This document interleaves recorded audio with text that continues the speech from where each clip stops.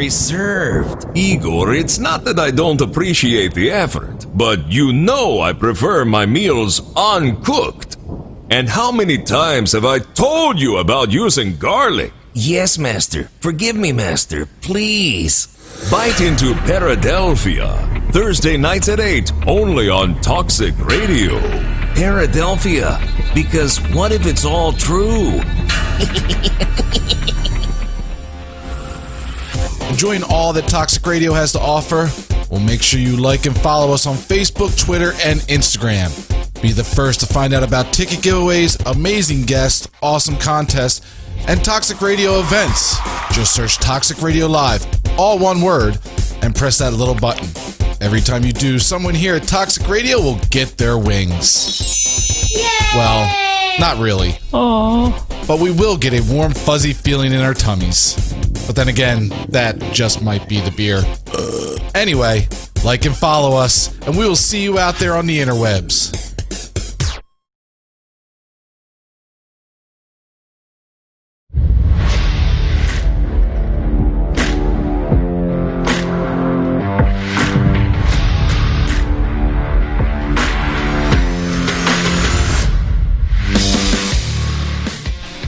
Hungry for Hope Nation. This is Reckless Donnie Hart here, and we have a great show, but let me introduce my co-host. Co-host, introduce yourself. Big time Tim Gudgeon. Nice, Tim. You get so much better with them introductions every week. But, you know, let's get into business, Tim. We got a great guest here. You know, it's a crazy times today. We have a guest who brings a real inspirational story about change. You know, it's something, he'll tell it better than me. So let's bring on our guest. We have Jeff Schoep. Jeff, am I saying your name right? Schoep? Schoep. Schoep. I knew that, too. I looked it up. Jeff Schoep. Welcome to the Thanks show, for having man. me, guy. It's a pleasure to have you, man. Jeff, what can I say? You tell your story better.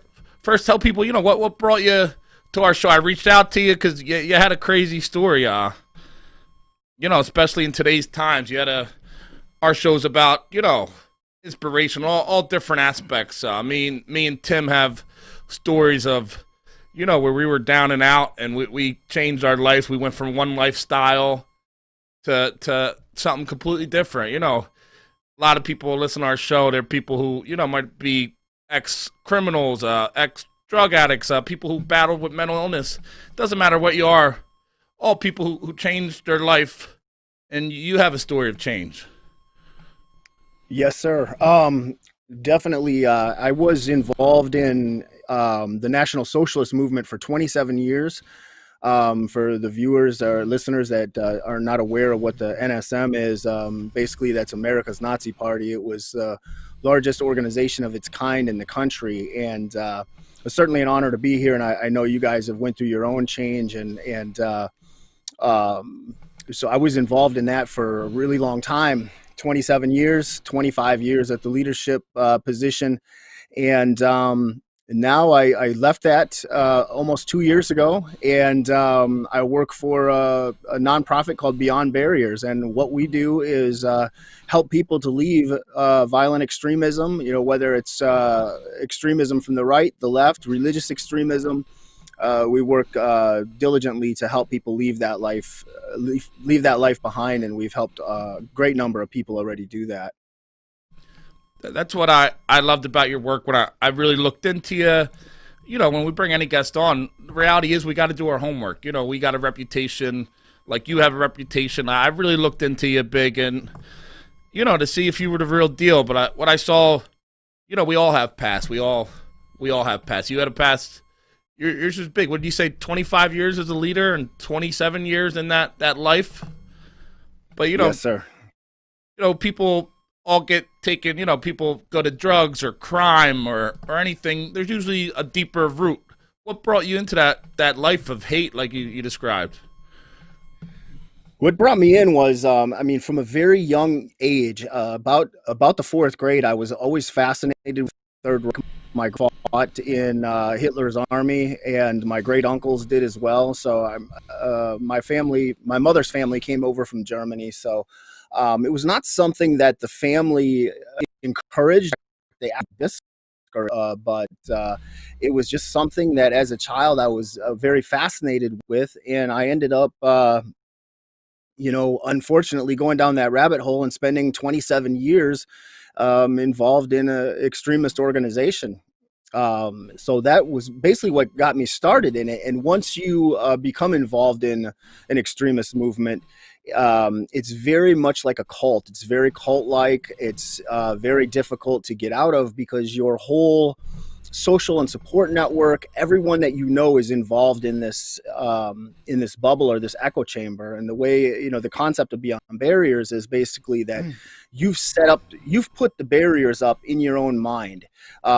You've done it to yourself. Like, you've put these barriers there and you're not able to see beyond that. You're not able to see the humanity of others that are beyond those barriers, and you're just in this echo chamber or this bubble, and your entire support network is there, everyone you know is there, and it's very difficult to get out of that line of thinking. And I say now that it's very cult-like. It's interesting, when I was there and I was dating and different things like that, I had brought all kinds of different girls to around the organization, around the group, and they kept saying one after another, "Jeff, this organization is like a cult. You're like a cult leader. This is like a cult." And I kept thinking at the time, man, what is it with every single girl that I date saying that I'm in a cult, And I'm thinking there's something wrong with the girls. There was nothing wrong with them. There was something wrong with me. I wasn't able to see it.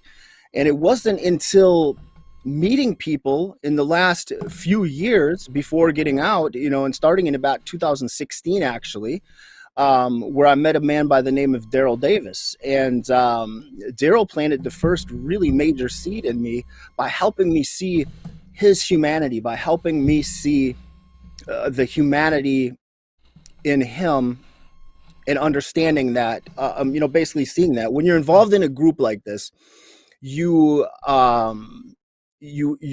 get involved and you think you're doing something good, you're doing something noble. Most of us that were involved, we thought we were doing something positive. We thought we were patriots. We thought we were going to save our country or save our people, and all this sort of thing. And unfortunately, because when you're in that mindset, you're not able to see how that's damaging to other people, how that's damaging to all these other people, and you don't allow yourself to even get to know anybody else. And when I met Darryl Davis, he told me a story about how, as a child, people threw rocks at him in the Boy Scout parade because he was the only black child that was there, and how that affected him and how that set him on a mission for the rest of his life, basically, is to find out an answer to a question that he poses, which basically is, how can you hate me when you don't even know me? And it's a simple concept, but it's so wise all at the same time. And you don't think about that. So here I'm sitting across from this individual who's a good friend of mine now, and he works at Beyond Barriers with me to this day. And you're hearing this story about how this ideology, how this hatred damaged this person as a young man. And those are things that you just didn't think about, or that I didn't think about when I was in the movement. I didn't think about how that affected other people. And I thought, I'm doing something good. I'm doing this, for my future generations, for my children, so on and so forth, and not realizing, not really being able to see that damaging the humanity of the other. And same about a year later after that, and there was quite a few other people, but I mentioned of these two specific friends. Dia Khan was a Muslim filmmaker, and I had met her, and it was a very similar scenario. And she was talking to me, and I'd got to know her pretty well because I was working, she was making a film, and I was one of the subjects of the film. And so we had gotten to know her, or I had gotten to know her quite well over a course of a few weeks. And she's posing me these questions and sitting across from me and telling me about how hate harmed her as a child, and how that affected her and made her feel like less than a person, and how it made her feel ugly and not wanted, and different things of that nature. And that hit me so hard. I could literally, like, you could feel the energy in the room, and I could feel her pain. I could see it in her face, and that hit me like a brick in the chest, or a kick from a horse. I mean, that got to me like nothing else, and really got through to me. And I still didn't leave the movement at that time. It was about another year before I ended up leaving. Jeff, man, you covered a lot there, but one thing stuck out. You talked about Darryl Davis. I'm pretty familiar with Darryl. A lot of our viewers aren't. Tell us about Darryl. His story is amazing. I know you guys. He was one of the main, guys in your life right now. Helped you during this new journey. Tell us about Darryl. He got an interesting story. Darryl's incredible. Darryl is somebody that he's a musician. He's played with Chuck Berry, Little Richard, you name it. He sets the piano keys on fire. This guy is just an incredible musician. He sings, he plays guitar, he plays piano. He's played with, I think, Jerry Lee Lewis, all kinds of different people. And he's also an author written of clandestine relations, and or clandestine relationships, is one or the other. But and what Darryl does, that's what he does as a profession, is he's a musician. But on the side, what he does is, some people I've seen it in the press called a hobby, where he goes and meets with Klan people. And Darryl's black. I have to preface that. And nobody does this. No one does this. I mean, he is very unique individual. He's very courageous, very brave, and somehow, some way, and he got through to me too. So but he's gotten through to 200, over 200 people. He's gotten out of that life. He's putting his life on the line. Like you said, he's brave. Some of these situations, he's put his life on the line for better, for the bigger picture. And he's gotten through to you. So he's doing something. He's incredible, and it's one of the the word tactic doesn't sound right, but one of the approaches that we use with Beyond Barriers is very similar.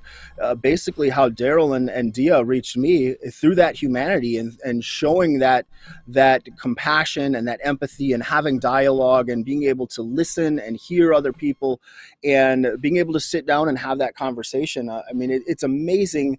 It seems so simplistic, but it's really the way to go about it. If you go and you're trying to change somebody, and you shake them and you tell them they're wrong, or you punch them in the face, or you scream at them, you're not going to get through. You're not going to reach them, at least if they're involved in something like extremism. I don't think that I think it's really difficult to reach people that way. But in these circles, if you're willing to listen to them, they have to listen to you. It's like a respect thing. So it's one way to be able to get through, and Darryl is one of the absolute best. I mean, he is phenomenal at it. Yeah, like you said, man, you can beat, and this goes, you're an extremist, but it goes for a lot of people in different lives trying to get out of life. You can get somebody who's a career criminal and tell them, this life, you can't do it. You can beat their head against a wall. Same thing with drugs, and they're not going to listen. Unless they want change, it's not going to happen. So people like Darryl, they have found ways to obviously, reach people in unique ways, and it works. I can imagine it's not easy. I'm sure he's had a huge impact on your life from what I've read, and it's unbelievable, man. I mean, you guys understand the power of change, and what it's like to hit rock bottom and things like that. And in this case, it's like I didn't hit rock bottom. I was on the top in that in that world.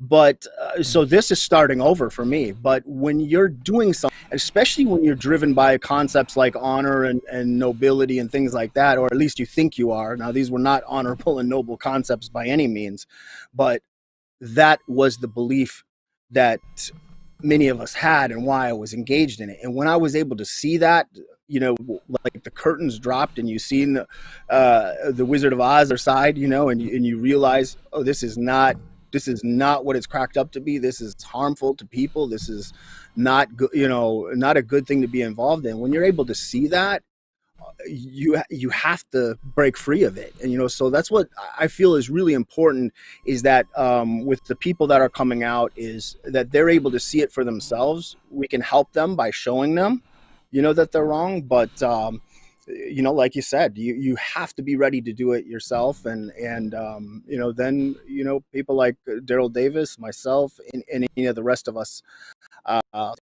this kind of work, we're out there for those people. You brought up a great point, how some people, they're in lifestyles, they're considered a failure, and your world that you were in, other people might have looked at it as something horrible, but you were the best at what you did. You built the biggest organization of its kind in America. You were the leader, am I right, of the biggest extreme group in America. You were the top dog. So how did So in that life, you looked at yourself. I'm sure the people around you with the same mindset looked at you as the top dog. Like, they built your ego up. So giving all that up, you really must have got, something must have connected. It's different. The life you live today. Definitely. It's definitely different, and I don't regret leaving for 1 second. I mean, it was the right thing to do, and a lot of times people will say, well, there was a lot of complexities for me too. Like my business was involved in it, everything that I had done, and after I disengaged from the movement and I left, I cut ties with talking with anybody because I needed some time to process everything, because it hits you like a brick in the face, and you're going, what in the heck was wrong with me? Why did I do this for so long? Why did I make excuses for the last 3 years about not getting out when I should have known better, after I had met them, and you're trying to process all these different things. And a couple of the people I was still talking to, they would call me up and say, well, what are you doing now? What are you going to do now? What are you going to put on your resume? Leader of the Nazi Party for 25 years, a white power music record label executive, who's going to hire you, for that? And, I had known I was going to be speaking out. And the Simon Wiesenthal Center, who have been absolutely phenomenal, they reached out to me, and a man by the name of Rick Eaton, one of their senior members, he had come out to meet with me, and he said, "So what's the plan? What are you going to do?" After he knew I was starting to speak out, and I said, "Well, I want to." Make right the wrongs. I want to, at least the best I can. I want to be able to give something back, and this is what I've done for so many years. Maybe I could save lives. Maybe I can change lives and do something positive. When life hands you lemons, make lemonade. Try to do something positive. So, in a sense, I'd like to use reverse osmosis, and all the people I recruited, if I can bring them back out and save lives. And there's been some critique. There's been some people that have said, well, oh, he's just doing this to try to save his old Nazi buddies or things like that. And, honestly, that's a bonus if you're able to save somebody, from getting involved in this life. But for me, what really matters is I look at situations like what, and I don't want to name these guys, but we all know who it was. But like the guys that go into these churches and synagogues and mosques, and they start killing people, innocent people. Those are the people that I think we need to save, is those innocent people. When someone's doing something like that and taking lives, those are the people that I feel are so much more important. And if you save somebody that's an extremist in the process, great. But it's the innocent people that really never deserved that in the first place. So, that's the kind of thing that fuels me. And some of it has to do with, giving back as well. We carry a lot of guilt, from our past and things like that. You bring that up, the guilt. I know, I used to be a pro wrestler, man. I was at one point about living my dream. Anything I wanted to do my whole life, I was there, and through some bad things, I fell off, and I was in a dark place for years, and it was a place I never ever want to go back to. So by the grace of God or whoever, I got out of that spot. And my first thing when I'm out of that, I don't ever want to go back. I don't want to talk about it. I don't want to bring it up. The last thing I wanted was to talk about my past. It was the worst thing ever. I was just happy to be out of it. So for, a couple of years, I was just happy not to be in there. And then I just realized there was other people out there going through what I'm going through what Tim can definitely relate, getting out of that past. You didn't want to go back, right, Tim? No, not at all. But I realized the same thing he realized. We're doing a disservice to the world to keep our story inside and not to reach back out to people who may be in the same thing you were in, the same thing that Tim was in, the same thing I'm in. There's people who don't know there's people out there like us who made it out of there, people who came out of the life you came. And, I'm sure it's not easy. There's a lot of guilt, fear of, talking about your past. Am I right? Yeah, and that's where I was going with the story from when the Wiesenthal Center came out. He says, so what do you plan on doing? And I said, well, I plan on speaking out. And he's like, you ready for that? Is that have you thought this all through? Is that something you really want to do? And I said, man, I'm a public speaker. That's what I do. Easy, no problem. And he just kind of chuckled a little bit, and he goes, Jeff, I don't think it's going to be quite as easy as you think it is. I didn't know what he meant at the time. But, when you start doing it and you start talking about, especially as a man, I think, like getting up there in front of a bunch of people in the movement, spewing hate and politics and this sort of thing, that's one thing. But getting up there and telling a whole crowd full of people, hey, I was wrong. As somebody that was, especially in my old life, I was never wrong. Ever, you didn't admit to that. You were always right, and that sort of thing. Now you're standing in front of a room full of people, and you're vulnerable. You're talking about shame, regret, guilt, all these different things, and trying to help the public understand it, and trying to inspire others, just like what you guys do with this show. I mean, I think most people coming out, most people that we've helped to leave the movement, they would just rather go back into their regular lives and not talk about it, because like you said, it is hard to talk about it, and I didn't even realize that at first until I started doing it. But it is incredibly difficult. But I think, especially as a public figure that had done so much damage in my time in the past, this is a good way to give back, and I don't regret doing it. It'd be easier to go into business or something else, I understand, but this is a good way to be able to help and uplift others, like you said. Now, but from my research, you're speaking to people. You're not just speaking to regular people. You have gone into synagogues, people, who you used to hate. These Jewish people, and you stand in front of people who they know who you were. They're, they all know who you were. And how have they accepted your message? How have they looked at you? That must be a scary and a lot of guilt going into that. Tell us how that felt. Yeah. And I had never, ever been into a synagogue in my entire life. And I think it was about a year ago now. But I had, the Simon Wiesenthal Center brought me to a synagogue to give us a speech there with another former extremist, TM Garrett, who's a wonderful individual as well. And so TM and I are sitting there with Allison, the Midwest director, and we're in a synagogue full of people.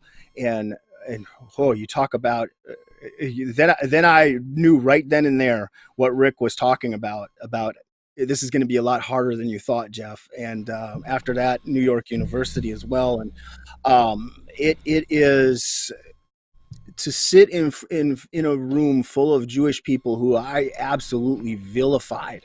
I mean, I was a raging anti-Semite. I always felt like, well, I wasn't that terribly racist, but I was a raging anti-Semite. It was bad. And to be able to, I could say even to this day, I probably was hugged by more people in that synagogue than anywhere else I've ever been in my entire life at any event. It was that incredible, that outpouring of love and compassion, and it was unbelievable, man. I mean, it was a life changer, and in a lot of ways, it's like when TM and I were talking, he was like, we had all these thoughts about the Jewish people before, and we believed all these conspiracy theories and all that. And he goes, doesn't it even make you feel worse? Because there's so many of them have been so kind and open and forgiving. It makes the shame, I guess I would say, even worse, because it's a good thing. It's a positive thing, but it can be difficult, because it's like, wow, it makes you feel even worse about how you behave. But that just, for me, I just turned that into fuel into the mission, for now, like going forward. It's amazing. Right there, just to make a point, anybody, people might be watching the show like, why the hell Donnie and Tim having this guy who was a neo-Nazi, not just a neo-Nazi, the most powerful one in America. Why are they having him on the show? And, we might get shit for it, but that's why, right there. Picture that. The most former powerful neo-Nazi in America, sitting in a synagogue with the people he hated, the Jewish people, and them coming up to you hugging them hugging you. You guys connecting like that. That's inspiration. If you can't see that, I don't want you listening to the show. Right there, if they can accept you, you can accept them. Knowing your past, knowing who you used to be, then we can accept anybody. Anybody can change. Anybody going through tough times, if that can happen, what else can I give you? You can't get a better picture than that. Am I right? Yeah, thank you. And I brought two other former NSM members were there with me. One was a female propagandist that worked for NSM Media, who's my assistant and runs our websites and things like that now. And the other one was who's that? A state. That would be Acacia Dietz. Okay, yeah. With Beyond Barriers. And the other one is Ken Parker, and he was a state leader, or maybe a regional leader, I think, for the NSM. He got out about a year. Acacia come out a few months after I did, and Ken was out about a year before I was. And Ken had never been, neither of them actually had ever been into a synagogue either. So there was three of us that were there with the Wiesenthal Center and TM, of course. And TM the whole time was smiling at me, because he remembered the first time he went into a synagogue, and we had kind of discussed it a little bit before. And it was incredible, man. I mean, it really was. It'll something I'll remember for the rest of my life. Them people had every right. Them people in that synagogue, they had every right to hate you, to bash you, to talk down on you. And we see that so much in the country now. I feel like, yes, people might have the right to be angry at you, be upset at you. Yeah. But what's that going to do? That's not helping us. Being mad at somebody for their past, your past, but if somebody has accepted it, accept the responsibility, and they're willing to change, who are we as human beings on the same earth to show hate? That's not going to bring us together. That's not going to bring, the world's crazy now. We all need to come together, and if somebody's willing to admit, they might have been wrong in the past, which takes a lot, and they're willing to right their wrongs, then who the hell are we not to help them and not to accept them and open our arms and give them a hug? That's all I got to say. Good point. Now I got a quick question for you. You mentioned before, and I found it interesting, you're saying a lot of people that you get out of the movement, they're not public speakers. They want to go back to their normal life. How hard is it for somebody that's been ingrained in that movement for so long to get back to what most would consider a normal life?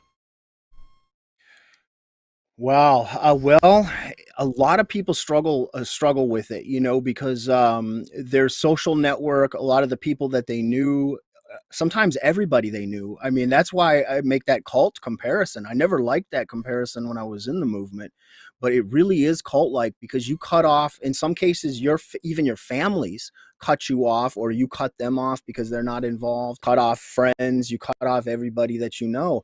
So when people are coming out, they really struggle in a lot of ways. I've had different people say things like, they feel almost like it's going through Alcoholics Anonymous, or, because you're breaking free of that addiction, or a drug addiction, or different things like that, that it's just so hard for a lot of them. It depends on the person. Some people take many, many years to kind of get past it, and others struggle with different things. I've seen in a few rare cases, we had a few people that when they left quietly. When you leave publicly, like what I did, there's no going back. You can't go back. And I know a few people that have done stuff like that on purpose. I had an individual that told me, he says, I self-sabotaged myself and told people that I was married to a Jewish lady. And I said, that's it. That's interesting. I said, why did you do that? I said, your wife isn't Jewish. And he goes, because I knew it would spread around in the movement. And if I ever felt like I was going to go back, that would keep, I wouldn't be able to. That they would spread that around and I wouldn't be able to go back. So I thought that was kind of interesting, that this individual was self-aware enough that they thought they might drift back. So they self-sabotaged themselves so they couldn't. So, I mean, there's things like that too. But every once in a while, some of the ones that leave quietly will be drawn back into it for the various trappings that they find there. But for the most part, the vast majority that leave, they stay out and they don't go back. Now, how much backlash did you get or still get from the organization once you started speaking out against it? Well, when I left the organization, I retired. And you can retire, and that's fine, and there's no issues. And I did that on purpose that way because I wasn't ready for the hate that I was going to get immediately. And then there was some transitional things, some property things that belonged to the organization I needed to give over. So I retired, and I didn't start speaking out until later. When I started speaking out, yes, there was, I don't want to say directly from the organization that I was in, at least not that I'm aware of. But from other white nationalist groups, individuals, I should say, email threats, phone threats, things like that. Yeah, definitely there was some threats. That's kind of par for the course. I expected that. But it's the same. I don't fear anything, so it's like, they can make these threats, but trying to follow through on them, I don't think it's in their best interest. Now Jeff, you bring that up. People think that, but how about the other people? I read the one story in the New York Times about you. It says, former neo-Nazi, but do you believe them? There's been people, we got to touch on that. There's been people who don't believe you, and that happens. I know when Tim was talking about his drug addiction, when he got like that year clean, or you're ex-criminal and you got that year clean, it's like everybody doesn't believe you. They're like, yeah, he says he's not this. Now you have gotten that. It comes with anybody trying to change their life. It happens. People have said straight up, they don't believe you. To them people, to our viewers, the people who say, this guy's not authentic. What do you have to say about that? Anything? No, I'm glad you asked that, because that is it's incredibly difficult. And on one hand, it's like you want to throw your hands up in the air and go, well, what else can I do? Like what else can I do? I'm out there trying to repair the damage and things like that. But at the same time, I do understand the psychology of it, and I do understand why they might doubt it, especially with the long term that I was there and things like that. And I've asked other formers that question as well, people that have been out for a long time, and they say there's still, some of the guys have been out 10 years or longer, and they said they'll still get that from time to time. But the fact that anybody, I guess, I keep, the word annoy keeps popping in my head, because it does kind of annoy me sometimes when I get asked that, but I shouldn't be annoyed because I do understand it. But when I hear it, the first thing that I think of, because I spent all that time in the movement and because I know how it works and how the thought, how the people think and everything there is, when they say you're not being authentic, there's no going back. I was just mentioning that to Tim there's no going back. Once you've spoke out against the movement, there is absolutely no going back. And I can reference a story that I remember from quite a few years back. And this was somebody that was in the NSM. He was a high-ranking guy, and we had heard, it wasn't in the news or anything, but we had heard from somebody in his local community that he went to his church in the town and denounced the movement in front of the church congregations. We had somebody else in the congregation that had let us know about that. And, so we had cut ties with him, and someone had said a couple of years after that, hey, we should go look up so-and-so and see if we can bring him back into the organization.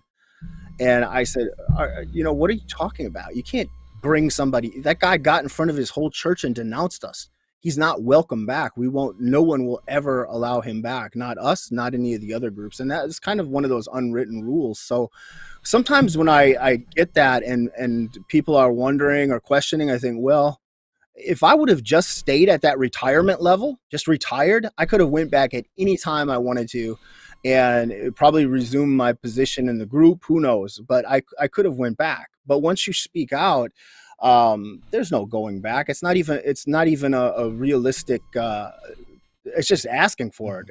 There's just no, it's just. You didn't just cross, people cross that bridge. Their other life's on the other side. You crossed that bridge, turned around, took the gasoline, and burnt that bridge. So you can't even live tomorrow. You woke up and said, for whatever crazy reason, I want to go back to that life that I've denounced. You can't. They're not going to accept you. So anybody says that, it doesn't make sense. Am I right? I did my homework on you. Like I said, I do it on all guests. I think I'm pretty good at telling when somebody's real. I looked into you and I felt something real, and I felt I'd be doing a disservice to people if I didn't have you on as a guest. That's why I reached out to you. Sometimes the stories, it's not the stories we have. It's not always going to be nice. There's going to be people who, no matter what you do, you can save the world. You can cure cancer, Jeff. You can do everything in the world, and there's still going to be people who, bring up what you do. You had 27 years as this horrible person, but like I said, man, I'm all about change. The whole show's about inspiration. That's me and Tim's story, and that's where I was on it. I just wanted to see how you handled that, because I'm sure it has to be some kind of, burden knowing these people, but what are we going to do with people's opinions? Yeah, that's the way it is in the country anyways now. I mean, you've got so much polarization and people want to cast stones and judge one another. And I think some of it's human nature, and some of it is things that I think we can learn from as human beings. And if we just really have this dialogue, we have more in common as human beings than we do differences. And that's a sure thing. And I guess you just can't. Some days it's hard. It's hard when you get that flack back when you're trying your hardest to do everything the right way and make amends and do positive things, and then there's still people that are negative. But I think it's like we all knew those people growing up in school too, where there was always just somebody that was negative no matter what. You could be at an amusement park having the time of your life, and they go, this ride sucks. And they would just find something wrong with everything. We all know those kind of people. So I sometimes I just chalk it up to that and go, well, maybe that person is just really unhappy in life, just really a miserable person. And that's why they're like that. And I almost want to feel sorry for them. Yeah, I can relate so much. Even when, the more I spoke, the more I tried to put my life back together, there was always them people who, first time, they always wanted to bring up the past, and they wanted to, and it hurt, man. I had a lot of guilt and shame, not just for myself, for family and friends and, people who, I'm a man. I could take some of the responsibility for the stuff I did, but accepting responsibility that my actions, hurt other people that I loved. It was hard, and if I kept that kept letting them people get to me, I'll never be where I'm at today. And I still have some guilt, but what can I do? I can just keep on doing what I do. And there's always them people aren't going to go nowhere. Know what I say? Fuck them. Yep. I like that, and that's something a Jewish lady, a good friend of mine, had said too. At one of the very first things I spoke at, and it was her, and then it was a black lady, and they had both come up to me and they said, "You need to stop beating yourself up over your past. What you're doing now is phenomenal." And it was nice to hear it, but is at the same time it's hard. It's hard to do, kind of, but you do have to get to that point. And with the people that we're working with too, that are coming out, a lot of them are dealing with those exact same emotions, just like what you described, and especially what we've done to our families, and our loved ones, and how they've had to suffer because of our decisions. I mean, that could be a whole nother show. I mean, but my gosh, it's incredible. And here, especially when you think that you're doing the right thing and figure it out, it's not so good. The best gift we can give them, them people who are still, I'm sure you have people who are still in your life, maybe people who didn't agree with what you did for 27 years, but for whatever reason, they stayed in your life. Same thing with Tim, same thing with me. We had people who stayed in our life during our worst, when it wasn't the cool thing. It wasn't popular, it wasn't like, yeah. They stay in our life, so that the only thing we can do really to show them that, they were right, is just live our life the best way, the way we're doing now. Because, we can't, no money, no thank you, no words can ever thank them for being there when it wasn't the cool thing, when everything said they shouldn't have been. So all we can do is live, that's all I can do is live a life they're proud of. Same with you, same with Tim. It's all we can do. Another thing I want to touch on, we touched on a lot, man. You've been awesome, Jeff. We stay away from politics on the show, man. We try to give people that hour away from the crazy world we're living in. But non-political, the world's crazy today, this year, everything. People have differences, man. What can you tell people who they might not accept somebody? You're somebody who, went from a completely different life. People who, for whatever reason, they might not accept each other. What can you tell them to bond us all together? Because I know we're all in this together. Do you have any words for them people, Yeah, absolutely. Well, one easy way to look at it is that, if the aliens came from outer space and invaded us tomorrow, the world would have to come together and fight them. But that's maybe not the best example. But sometimes I think of things like that and think, man, what could we do to bring humanity together? But I mean, really, what it all comes down to is, sure, some of us are on the right politically, some of us are on the left politically, some of us are in the middle. Does that really matter? Like, I mean, we have more in common as human beings and as humanity, and we've got real struggles and real things that we need to fix in this world. We got global warming. This earth might not be a place that's going to be good for human life in the future if we keep destroying all the resources and things like that. I mean, those are causes that we can all get behind, no matter what side of the political equation we're on. And I mean, people, if they want to find things to be angry about, I mean, you could go to a sports game and fight with the other side because you don't like their team. These are things that people shouldn't argue about.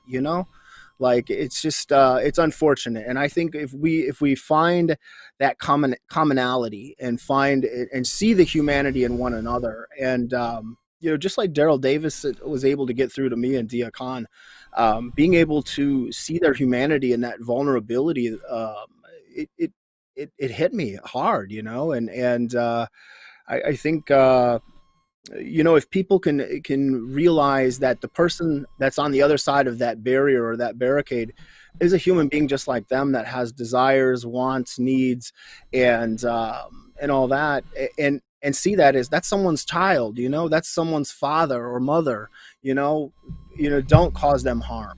You wouldn't want them to do that to you, and start humanizing the other side. I think that's really what a lot of it boils down to, because if someone just has no empathy or anything like that, then there's some psychological issues that need to be probably straightened out, or they could be some kind of sociopath or psychopath or something, you know. You know, like I say, if somebody like you, if Jeff Schoep, guy who for 25 years led the most powerful organization, the neo-Nazi organization, the most powerful neo-Nazi leader in our country, can walk in to a synagogue and with open arms hug a Jewish person, they can hug him and they can accept him. And, you know, who are we not to, you know, hug our neighbor who we might not agree with? Like, that makes us look, you know, if you can do it, anybody can do it. That's basically, who are we to argue that?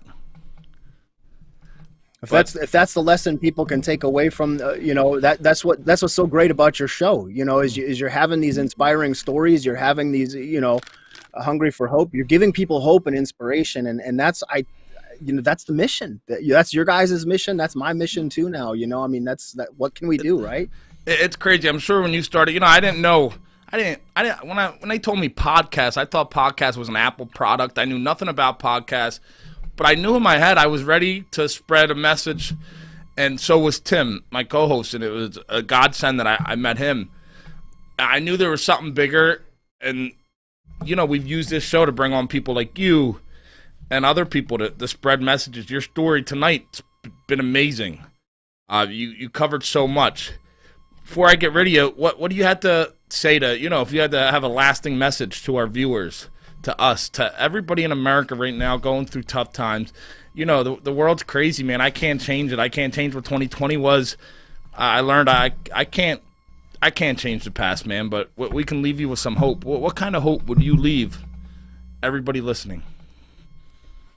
Well, the power of change is an incredible thing, and I know we've all done it. I'm guilty of it more than a lot of people, of passing judgment, of judging people for the color of their skin, for their religious beliefs, for all these different kind of things. It's really easy to pass judgment, but until you've walked in someone else's shoes, you don't really know that person that you're scoffing at as you walk down the street, or you don't know what struggles they've had. You don't know what they're dealing with at home. It was put to me, actually my assistant Acacia had said this to me. I had said to her one time, I said, how come you say hello and you know, are so friendly to everybody, you know, when you're out and about, you know, and you just make conversation? She goes, I don't know what that, I told that lady she had, you know, beautiful fingernails or beautiful nails, because I don't know what kind of day that she had. She might have, you know, had something terrible going on in life, and you saw how her face lit up and how that changed her, you know, demeanor and stuff when she looked grumpy at that store or whatever. You know, it's just little things like that, like little acts of kindness. Sometimes that can brighten a person's day. That person could be, you know, going through something that we don't even know. And, you know, so if we can take that, you know, little things like that, any one of us can do something like that, little acts of kindness or little acts of just humanity, and pass that along. You know, not everybody has a past like I had, or like some of us that come out of the extremist groups. You know, we don't all have that past, and some people go, well, this guy's talking about these things, he's got a lot of work to do because of his past. I don't have nothing to do. Well, we've all done things that we regret, and we've all harmed people or said things that we regret, and we can all improve. And I think that's the way we have to look at it. It's just self-improvement is important, and if you can pass that along to other people and inspire them and get through to them. I mean, like Darryl Davis, he doesn't have to go meet with these people in the Klan. He, you know, he's a successful, world famous musician. He doesn't need to do that. He doesn't need to put his life in danger and go mess around and do that sort of thing. But he does it because he wants to help those people. He wants to change lives, and he wants to affect that and erase racism in the country and in the world. And you know, these are noble and honorable goals and things like that. And I'm right there alongside of them. And anybody that's trying to improve their life, some of us, you know, stumble, we fall, we trip. You know, if you see your neighbor stumble or fall, pick him up. Help him. Don't sit there with your cell phone out and film it and laugh or whatever. Help that person up, you know, and that's, I think that's the strongest message that I'd like to send out there is it's just those small acts of kindness, or those little acts, help and uplift one another. Don't kick others down. That's an amazing message, man. It's a message people need to hear, and that's why I brought you on the show. Not just you, there's other people like you I followed who are doing the same thing at Beyond Barries with you. I've looked into that, man. There's some great people. You guys are doing awesome things there. Jeff, we can't thank you enough for coming on the show, man. It's been an honor and a privilege to have you speak to our viewers. I know Tim, can't say enough. Yeah, thank you so much for coming on. It was a great message and great to talk to you. And if anybody wanted to look up Beyond Barriers, nonprofit, we actually have made Hungry for Hope a nonprofit. We're going to talk about later. Anybody wants to look up and find you, or anybody out there, God forbid, they need your help. They're in some kind of situation and they need the Beyond Barriers. Where can they find you? Anything? BeyondBarriersUSA.org. Also JeffSchoep.com is my other website. So if they could, we got it up on the screen. BeyondBarriersUSA.org, and we're doing these counter messaging videos. We're doing, we have an incredible staff, as you mentioned. We've got a bunch of different people, really incredible people that we. Big shout out to them. You can name them all, man. Big shout out. I've looked them up. I came across them. Big shout out to them. They're phenomenal. I'm going to say her name wrong. Attica? I'm horrible with words. I don't do words. I never had to do words because I was so good at throwing a left hook. You didn't need words when you could hit real hard. It's like people didn't say I couldn't pronounce words. They're like, oh man, but now I want to learn words. I want to learn. Right there they are. There she is. Yeah, that's Acacia Dietz. She's incredible. She was the propagandist in the NSM and running the media department. So that was one of the. It's incredible to have her help today. We've got Asma Jama for victims advocacy. We've got Ivan Humble over in the UK. Darryl Davis. Shout out to Ivan. Ivan, Darryl. I don't have the page in front of me. I should. Oh my gosh, there's a whole bunch of great people. Hey, we'll shout them all out, man. Jeff, we just want to thank you. We want to thank all your people. We're gonna let you out of here. Thanks for coming on, man. I appreciate it. From one man to another, man. Thank you. Have a great night. Honored to be here. You guys take care. Honor to have you. See you. All right, Tim. What do you think, Tim? I know, I'll be honest, I don't beat around the bush. It was a tough decision to bring a guy like Jeff on the show. I did my homework. I really looked into him I came across him. His name had come up when I had another guest on months ago. And, at first I said, nah, it's not worth it. And then it kept on coming up and, I did my homework, and I was like, this is a guy I think we need on the show with everything going on in the world. I might catch some heat for it, but, I think it could help some people. I think his message, there's going to be people who are just going to see what he did for, 27 years is a while. It's hard to get over that 27 years, some people fuck up for 27 years is a big number. I understand people looking at that, and they say, this guy for more than half his life or whatever lived such a horrible life in there, Yeah, he went in at 19 and became a leader by 21. Yeah, and I definitely understand, but that's why I wanted to bring him on. So maybe them people who are not going to be happy I brought him on, maybe they actually listen. I know we live in a world today where people don't like to listen, but if people did listen, then I hope people who weren't happy with the decision and they listened to it, they saw at the end that I think we made the right decision. Yeah, 100%. What did you think about his message? And I know it was a great message. There's probably once again, it's one of those things. Like him speaking out can save one person. He didn't beat around the bush. We asked him straight up. These people have said, are you really legit? And he answered it. That wasn't easy. Going in front of our viewers and these videos are shared all over. and answering them questions. It's not easy, but he didn't shy away from it, and he was honest, in my opinion. I think he was real. I think he could change people's lives with his message. Absolutely. And that's what we're all about. Like today, man. I had one of the greatest days today, man. Some of these days, when I have a great, me and Tim together, man, we're like a team. We have a great guest on like that. It's great. But even before that, today, We had a busy day today. we had a busy day today, man. I just want to thank so many people. Me and Tim, we started Hunger for Hope as a podcast, but that wasn't the mission. We had bigger hopes. We wanted to make it a brand. We wanted to make it a nonprofit. We officially have made Hunger for Hope a 501c3 nonprofit. We're in the process of starting off that, but before that, we had other friends, friends who were, local successful business owners, good people, and they don't. Not all of them. Some of them have.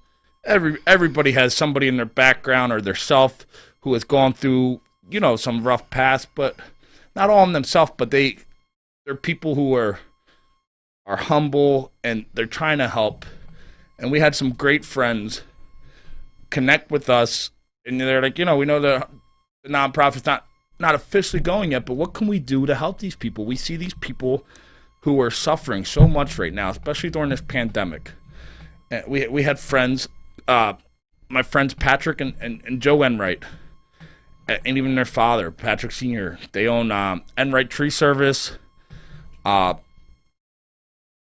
then our other buddy, Michael Liberie, he owns Liberie Fencing. Enright own Enright Trucking and Oil. They own the solar company we were talking about all day. Power Solar Solutions. All great companies. But they came to me. These are guys who are very successful, guys who are, living their best life. But they're like, what can we do to help? So we got together. Pat, Joe, Pat Sr., Mike Liberie, and me, Tim. And then other friends, not all. Other friends, local business owners. You got Freddie Bloss, Eric Scanlon. There's so many of them. I'm going to post them all online, but all these guys who had every reason not to go, they got stuff going on in their life, but they said, how can we help people? Next thing you know, we're collecting all these items. What we collected, Tim? We're collecting supplies. Clothes, food. And we fill up all these trucks, and we go to Kensington. Where else can you go? We go to Kensington. Anybody who knows Kensington, we go to K&A, the worst of the worst. In people's minds, that's like a war zone in our own country, in our own backyard. It's a war zone. And we went down there. We had so many other people who donated. I can't name them all. We'll thank them individually. There were so many people who donated stuff and time, and even us, all of us.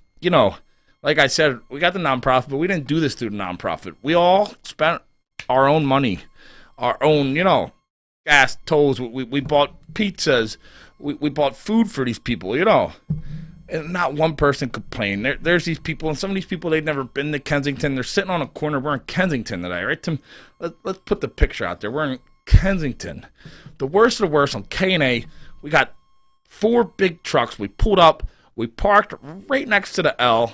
The worst of the worst. These are people who are suffering. These are people who the world forgot about. People who have just about given up on life. And we had probably, 100 bags of clothes today, Tim. We had supplies, hygiene supplies. We had tons of food. We went out. The guys bought pizzas, tons of pizzas, and we just set up tables. And we've been doing this. This is like the 3rd time we've done this within the last couple weeks. So a lot of the people, they're starting to know us. But at first, these people are like, what's the angle? Right? They all think, you notice that, right, Tim? They all think there's an angle. Are these people trying to sell us God? Are they trying to sell us rehabilitation?